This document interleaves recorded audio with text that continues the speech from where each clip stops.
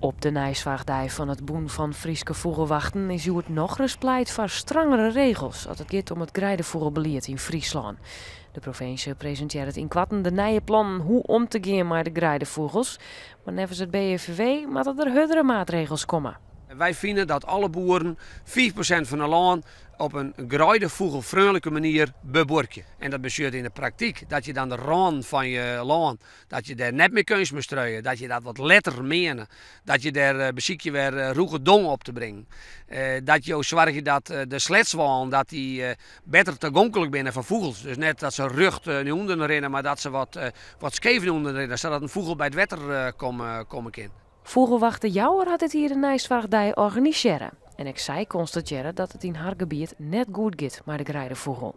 In de wachtengebied van Vogelwacht Jouwer constateer je eigenlijk al jaren dat het achteruit gaat. En dat vorig jaar weer de situatie, naar de verslagen jongen, weer de situatie in heel Friesland weer redelijk stabiel, maar het hier daarvoor. Nou, vorig jaar hadden wij een achteruitgang van iets van 10%.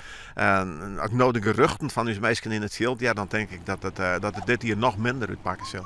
De jongerein wie het ik goed verzinwurgen op de Nijswaagdij. Want hoe meer natuurleefhouders, hoe beter dat uiteindelijk is voor de grijdevogel.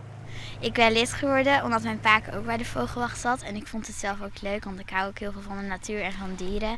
En het leuke is eraan dat je elke keer weer ziet hoe bijzonder de natuur is. En hoe bijzonder de dieren en de vogels zijn. Ja, en hoe mooi het hier in Friesland is.